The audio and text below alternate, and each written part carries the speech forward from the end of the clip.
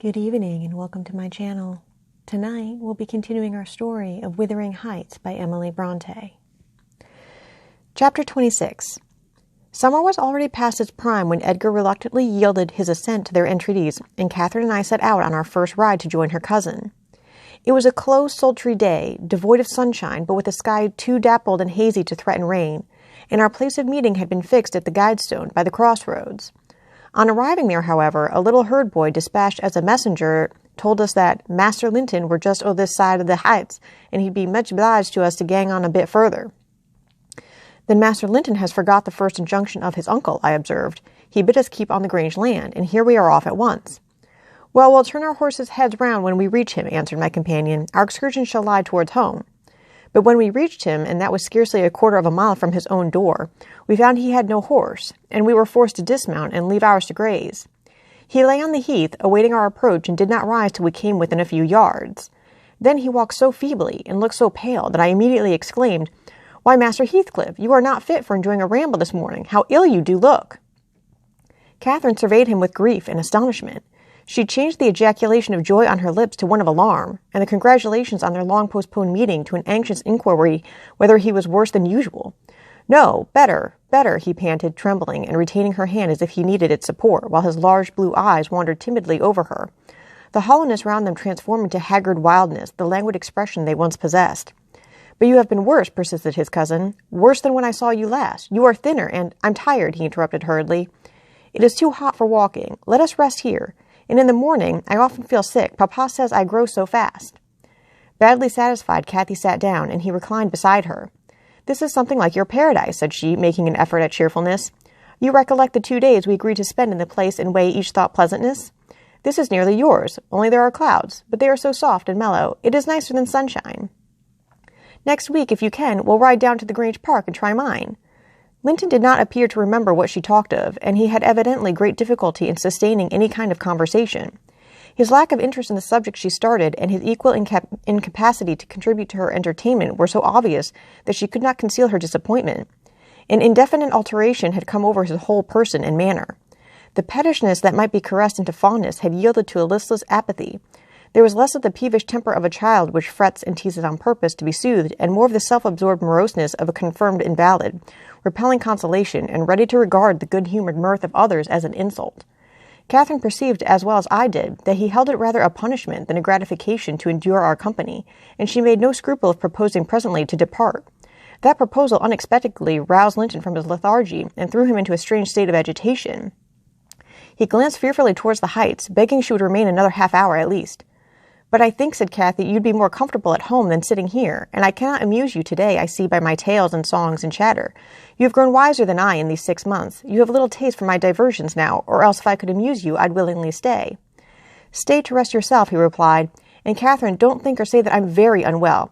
It is the heavy weather and heat that make me dull, and I walked about before you came a great deal for me. Tell uncle I'm in tolerable health, will you?" "I'll tell him that you say so, Linton." "I couldn't affirm that you are," observed my young lady, wondering at his pernicious assertion of what was evidently an untruth. "And be here again next Thursday," continued he, shunning her puzzled gaze, "and give him my thanks for permitting you to come. My best thanks, Catherine. And if you did meet my father, and he asked you about me, don't lead him to suppose that I've been extremely silent and stupid. Don't look sad and downcast, as you are doing. He'll be angry." "I care nothing for his anger," exclaimed Kathy, imagining she would be its object. "But I do," said her cousin, shuddering. "Don't provoke him against me, Catherine, for he is very hard." "Is he severe to you, Master Heathcliff?" I inquired. "Has he grown wary of indulgence and passed from passive to active hatred?" Linton looked at me but did not answer, and after keeping her seat by his side another 10 minutes, during which his head fell drowsily on his breast, and he uttered nothing except suppressed moans of exhaustion or pain, Kathy began to seek solace in looking for bilberries, and sharing the produce of her researches with me. She did not offer them to him, for she saw further notice would only weary and annoy. "Is it half an hour now, Ellen?" she whispered in my ear at last. "I can't tell why we should stay. He's asleep, and Papa will be wanting us back." "Well, we must not leave him asleep," I answered. "Wait till he wakes, and be patient. You were mighty eager to set off, but your longing to see poor Linton has soon evaporated." "Why did he wish to see me?" returned Catherine. "In his crossest humours formerly, I liked him better than I do in his present curious mood. It's just as if he were a task he was compelled to perform, this interview, for fear his father should scold him. But I'm hardly going to come to give Mr. Heathcliff pleasure, whatever reason he may have for ordering Linton to undergo this penance." And though I'm glad he's better in health, I'm sorry he's so much less pleasant and so much less affectionate to me." "You think he is better in health, then?" I said. "Yes," she answered, "because he always made such a great deal of his sufferings, you know. He is not tolerably well, as he told me to tell Papa, but he's better, very likely." "There you differ with me, Miss Cathy," I remarked. "I should conjecture him to be far worse." Linton here started from his slumber in bewildered terror, and asked if anyone had called his name. "No," said Catherine, "unless in dreams. I cannot conceive how you manage to doze out of doors in the morning." "I thought I heard my father," he gasped, glancing up to the frowning nab above us. "You are sure nobody spoke?" "Quite sure," replied his cousin. "Only Ellen and I were disputing concerning your health. Are you truly stronger, Linton, than when we separated in winter? If you be, I'm certain one thing is not stronger, your regard for me. Speak. Are you?" The tears gushed from Linton's eyes as he answered, "Yes, yes, I am." And still, under the spell of the imaginary voice, his gaze wandered up and down to detect its owner. Cathy rose. "For today we must part," she said, "and I won't conceal that I have been sadly disappointed with our meeting, though I'll mention it to nobody but you, not that I stand in awe of Mr. Heathcliff." "Hush," murmured Linton. "For God's sake, hush! He's coming."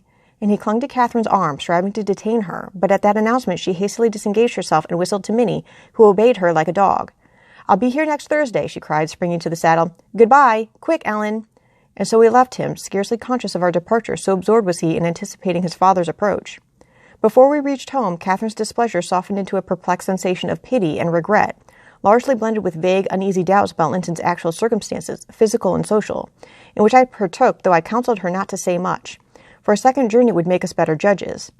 My master requested an account of our ongoings. His nephew's offering of thanks was duly delivered, Miss Cathy gently touching on the rest.